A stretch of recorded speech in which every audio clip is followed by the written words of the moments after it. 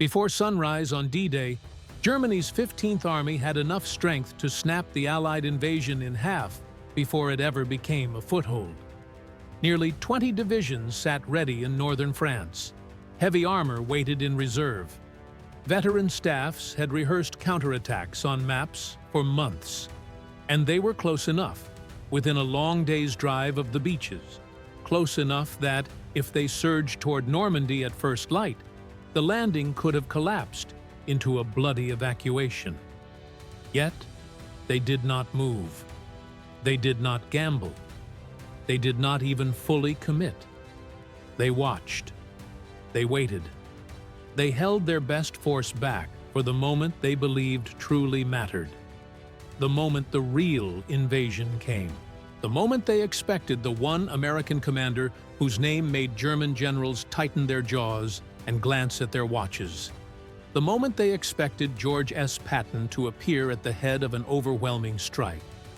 The terrible, almost comic truth was that the army they were waiting for did not exist. The army they were waiting for did not exist. On June 6, 1944, in the hours after midnight, officers inside 15th Army headquarters at Calais began receiving the first urgent reports. Airborne troops were dropping in the west. Strange radio traffic was flaring. Then came the larger alarm. Ships were approaching the Normandy coast. At around 2 o'clock in the morning, map tables filled with hands, rulers, and cigarette smoke. Staff officers did what staffs always do under pressure. They calculated, compared, and tried to force chaos into familiar patterns. Normandy, they told themselves, was defended by second-rate formations and static coastal units. The terrain looked wrong for a decisive landing. If the Allies were serious, why choose the longer crossing? Why choose beaches farther from England, farther from the direct road into Germany's industrial heart? Calais was the obvious target. The Pas de Calais offered the shortest route, the quickest reinforcement, the cleanest supply line, and the most direct path toward the Ruhr. Every tidy strategic argument pointed to one place, and Germany's strongest defensive concentration in France. Nearly 18 divisions, hundreds of thousands of men, with heavy units positioned behind fortifications, was sitting exactly where the invasion should come. By morning, in the upper echelons of the Wehrmacht, the same question kept pushing aside all others. Reports confirmed a major landing in Normandy. The scale was not small, yet one thought dominated the conversation like a fist on the table. Where is Patton? If Patton remained in England, then Normandy could be the opening move, the distraction, the bait meant to pull German armor away from the true blow. If Patton had not moved, then the main act was still ahead, because German commanders did not think of Allied generals as interchangeable. They judged them like weapons. Some were blunt, some were cautious, some were predictable, and one, they believed, was dangerously sharp. In their eyes, Montgomery was methodical, careful, almost ritualistic. He prepared, he built up, he advanced with a patience the Germans had learned to anticipate. They disliked him, but they understood him. Eisenhower, they decided, was a coalition manager, a coordinator, a political soldier in a uniform. Important, yes, but not the man who would personally cut through a defensive line by instinct. Bradley seemed competent and steady, a professional who followed doctrine and did not often gamble wildly. The Germans respected these men, sometimes even admired them. But fear is a different emotion. Fear is what you feel when you cannot reliably predict what happens next. Fear is what you feel when you believe a commander will move faster than logic allows, will strike where your map says he cannot, and will keep striking before you can breathe. For that feeling, the Germans reserved a single name: George S. Patton. They had learned it the hard way. In the aftermath of the fighting in North Africa, American forces had taken a humiliating blow at Kasserine Pass. German commanders watched inexperienced units crack under pressure. They saw confusion, retreat, and the kind of disorder that makes an army look young. Then Patton arrived, and suddenly the same American formations fought like a different species. Within weeks, the tone of the battlefield changed. Patton did not wait for perfect conditions. He did not build slow and safe like a cautious engineer. He attacked as though time itself were the enemy, as though hesitation were a sin. He pushed movement, violence, and speed until German commanders began to feel as if their defensive plans were always one step behind his intent. In Sicily, in July of 1943, Patton was not even supposed to be the star of the campaign. The plan on paper placed the British in the leading role, with Patton's forces meant to protect a flank and support the broader effort. Patton looked at the island and saw something different: a race. He drove his army across the map, seized Palermo, and reached Messina ahead of commanders who believed the timetable belonged to them. German officers watched and wrote notes. This was not merely boldness. This was a style, an appetite for momentum that could turn an ordinary breakthrough into a rout. German assessments, both during the war and after it, repeatedly returned to the same theme. Patton understood mobile warfare in a way that felt uncomfortably familiar to German armored officers, like a man speaking their language with an American accent. One senior German staff officer later described him as the most aggressive of the Allied panzer generals, a commander of fierce initiative and lightning action. It was not praise for a rival at a distance. It was the memory of a threat encountered up close, and the uneasy knowledge of what could happen if that threat appeared at the wrong place, at the wrong time, with the wrong kind of mass behind it. So by early 1944, German commanders had reached a conclusion that seemed logical and, in its own way, comforting. If the Allies truly intended to invade France, and if they wanted it to succeed, they would put Patton in the lead. They would not waste him. They would not hide him. They would unleash him. And when German intelligence began reporting Patton's presence in southeastern England, opposite Calais, the conclusion hardened. Patton at Dover meant Calais. Patton at Dover meant the main invasion. Everything else must be a feint. What Germany did not know, what Germany could not accept, was that by the spring of 1944, Patton was not being trusted with a real army. The reason for that distrust had begun the previous year in Sicily, in a hospital tent that smelled of antiseptic and exhaustion. On a hot day in early August of 1943, Patton walked into a medical facility near Nicosia to visit wounded soldiers. He believed in courage, discipline, and the hard edge of will. On one cot sat a young private with no visible wounds, no bandages, no blood, only a hollow stare that said his body had survived what his nerves could not.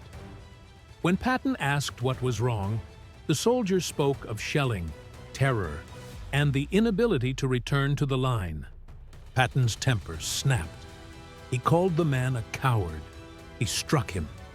He threatened him, with violence so severe that medical staff had to intervene.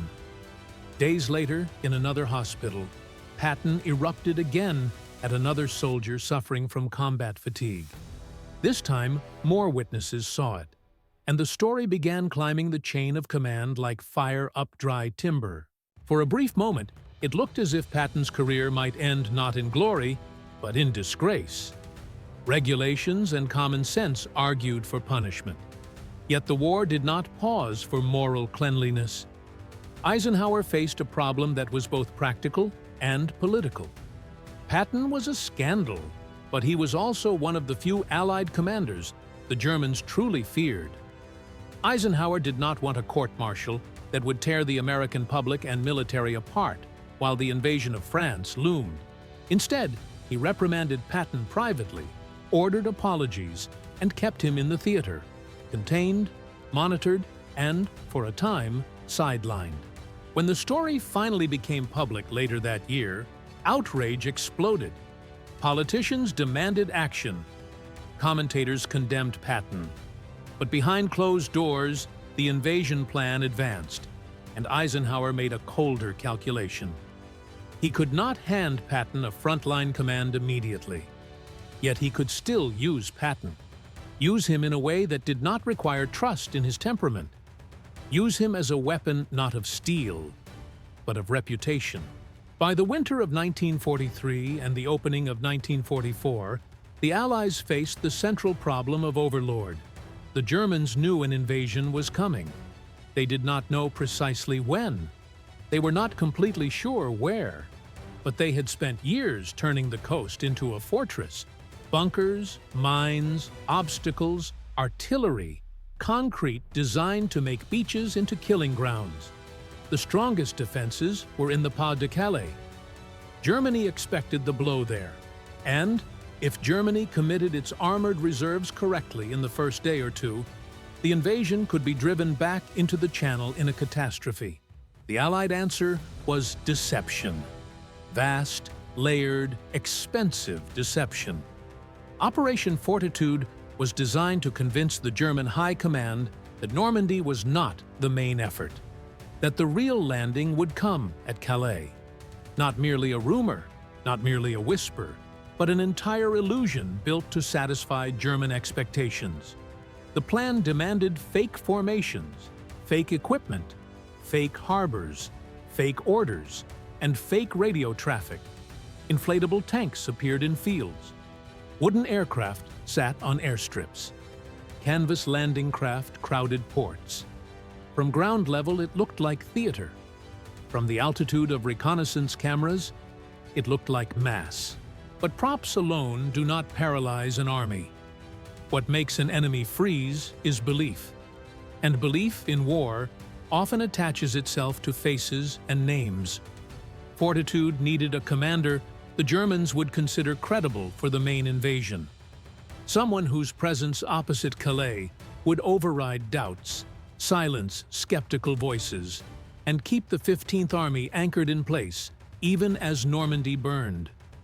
For that role, there was only one man whose reputation could do what rubber and canvas could not: Patton. In January of 1944, Patton was called to London to meet Eisenhower. Months of sidelining had gnawed at him. He had spent a career preparing for decisive operations, and now the greatest operation of the war was approaching without him. He entered the meeting expecting redemption.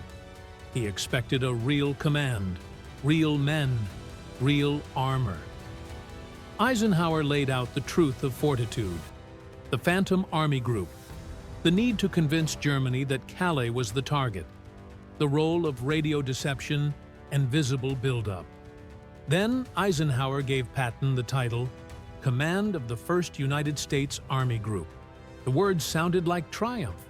An army group implied multiple armies, a colossal formation, authority, and importance.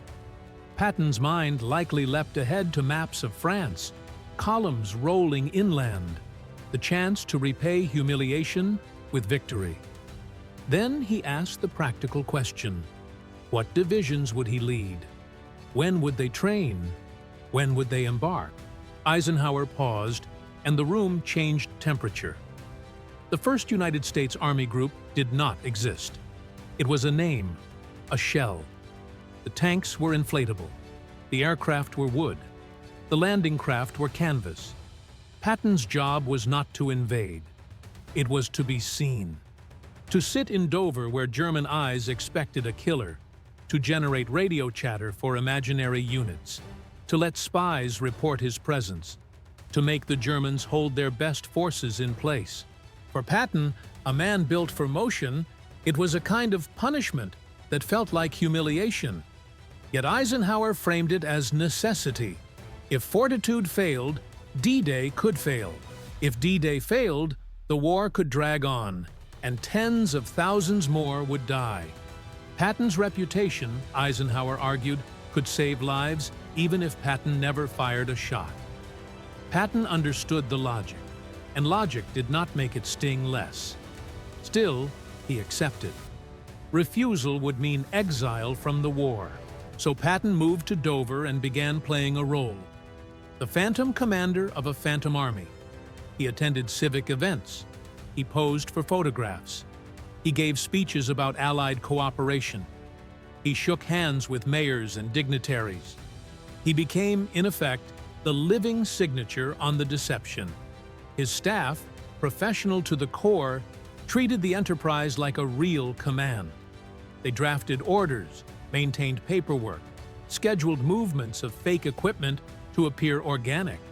They coordinated with the deception units and ensured Patton was visible at the right times, in the right places, for the right eyes. To a warrior like Patton, these were unbearable days. He had studied war for decades, commanded in the previous World War, championed armored doctrine, and proved his ability in North Africa and Sicily. Now he was trapped in ceremonies and luncheons, while other commanders prepared for the real storm. He heard the jokes. He felt the sideways looks. In private letters, he described himself bitterly as a decoy. Useful, yes, but used. And yet the cruel miracle of fortitude was that it worked because it made sense to Germany. British intelligence had achieved something extraordinary. German agents in Britain had been captured, turned, and controlled. Reports flowed to Berlin through channels the Germans trusted, and those reports reinforced exactly what reconnaissance photos appeared to show. Signals intelligence intercepted radio traffic that mapped onto a plausible order of battle. Everything aligned: geography, expectation, and Patton. The Germans were not merely tricked, they were satisfied. They saw what they already believed would be true. By late May of 1944, German reconnaissance flights over southeastern England were returning with photographs that seemed alarming. Analysts counted equipment and estimated troop strength. They described a massive concentration opposite Calais and attached the most convincing detail of all. Patton was there. Hitler reviewed the intelligence personally and, as was his habit, clung to what confirmed his instincts. The 15th Army would remain in place. The best forces would stay ready to crush the main invasion, Patton's invasion, at Calais. 9 days before D-Day, the German High Command held another strategic review. Again, the same conclusion emerged. The main assault will come at Calais under Patton. Any landing elsewhere must be designed to draw forces away. The decision was not passive. It was explicit. Keep the 15th Army intact. Do not strip the Pas de Calais. Be ready for the true blow. On the night of June 5, 1944, weather worsened across the Channel, and German readiness dipped. Some commanders relaxed. The storm seemed to confirm delays. Then, in the darkness, Allied aircraft began moving in enormous numbers. Paratroopers fell into the night. By the early hours of June 6th, reports became undeniable. A major invasion was underway in Normandy. Now came the moment fortitude was designed to produce, the poisonous question that could delay action at the worst possible time. Was Normandy the main effort, or the bait? At around dawn, one experienced German field commander recognized the scale and danger of the Normandy landings. He did not wait for approval. He ordered armored units to move. If heavy German formations struck the beaches and the fragile links behind them quickly enough, the invasion might be shattered before it consolidated. For a few hours, that possibility existed. Then the phone rang with the voice that decided everything. Hitler had been awakened and was furious, not only at the invasion, but at the idea of being tricked into making the wrong move. Intelligence officers pointed again to Dover. Patton had not moved. The radio traffic remained normal. The buildup opposite Calais was still visible. If Normandy was the real invasion, where was Patton? If Patton was still waiting at Dover, then surely this must be a diversion. The argument on the line was urgent: send the armor now or lose the chance. Hitler's answer was cold and recorded in operational notes. The 15th Army would remain in place. Forces would not be stripped from the Pas de Calais until the main Allied attack was confirmed. The armored movement order was cancelled. The units turned back. While men died on the beaches and units fought to carve out exits from sand and shingle, Germany's best-positioned army sat in defensive posture, watching for a landing that would never come. The Germans did not fail to respond entirely. Units did move within Normandy, and fights erupted around key towns and road junctions, but the decisive mass that might have arrived from the Pas de Calais remained chained by fear and expectation. The most dangerous German formations stayed locked in place because German leadership could not accept the idea that Patton was irrelevant to the main event. Day after day, the same logic persisted. In Normandy, the Allied lodgment was fragile, then less fragile, then stubborn, then expanding. Yet in the north, the 15th Army remained cautious. Some transfers began later, but slowly, hesitantly, always leaving enough behind just in case. Even when the scale of Normandy became unmistakable, German leadership kept asking the same question: is Patton moving? Is Patton still there? That delay, measured in days at first, then in weeks, was the breathing space the Allies needed.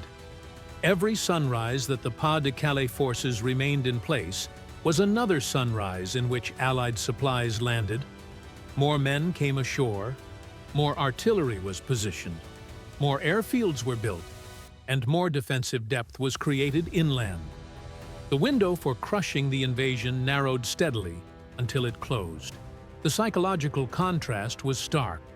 Against Montgomery's forces fighting around Caen, the Germans shifted units within Normandy, took risks, and tried to contain a methodical advance they believed they could manage.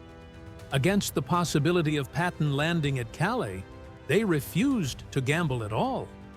They treated the Phantom as a greater threat than the tangible. Patton's rubber tanks held more strategic weight in German minds than real British armor fighting for real ground. By late June, the truth was becoming impossible to deny. Normandy was not a raid. It was not a rehearsal. It was the war's hinge.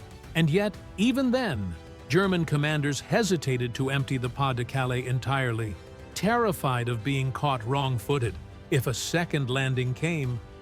Fortitude did not need to deceive perfectly forever.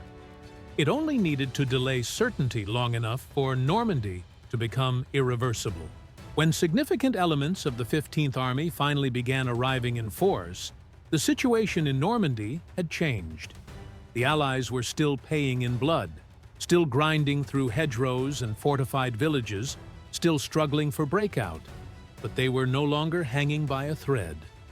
Their logistics were gaining power. Their air superiority was choking movement. The chance to push them back into the sea had passed into history. Then, in late July of 1944, the American breakout began. German lines buckled under a concentrated blow, and the battlefield that had been a brutal stalemate suddenly became a collapsing front. And on August 1st, 1944, the most bitter irony of the entire deception unfolded for German commanders. Patton finally received a real army. For months they had feared his arrival at Calais. They had waited for him. They had held divisions in place because of him. They had sacrificed flexibility and time because of him. Now Patton emerged not at Calais, but from the Normandy lodgment. At the moment, German forces were exhausted, displaced, and already bleeding. The ghost became flesh. And the real Patton moved exactly as they had dreaded. Fast, aggressive, relentless, exploiting gaps before defenses could form, turning retreats into routs. turning opportunities into disasters for those trying to contain him. Within days, his forces swept across liberated towns so quickly that headquarters maps struggled to keep up with the pace. In a matter of weeks, he demonstrated that German intelligence had been right about one thing: Patton was dangerous. But they had been fatally wrong about when and where that danger needed to be met. By waiting for his phantom army in the north, they had helped ensure that when his real army struck, Germany would be least prepared to stop it. After the war, Allied interrogators asked German commanders the question that haunted every post-mortem: why did you not reinforce Normandy immediately? Again and again, the answers returned to the same belief. We were convinced the main invasion would come at the Pas de Calais under Patton. The Normandy landings seemed designed to draw forces away, and when pressed on what made the deception so convincing, they did not point first to inflatable tanks or fake landing craft. They pointed to Patton. They admitted, almost with a grim respect, that they could not imagine the Allies leaving their most feared commander out of their main operation. In their minds, the presence of Patton's name and face on the opposite shore settled the debate. In the end, Patton won one of the most decisive contests of the war without firing a shot during its opening act. His reputation, carefully weaponized by Allied planners, helped freeze a powerful German army in place, while real soldiers fought and died in Normandy. Fortitude was not merely a trick of props and radio. It was a trap built inside the enemy's assumptions. And the bait was not rubber tanks. The bait was fear. When Patton finally moved in earnest, months later, he proved the Germans' respect had not been misplaced. He was everything they had dreaded, only unleashed too late, in the wrong place, after they had already surrendered the one moment when his shadow mattered most.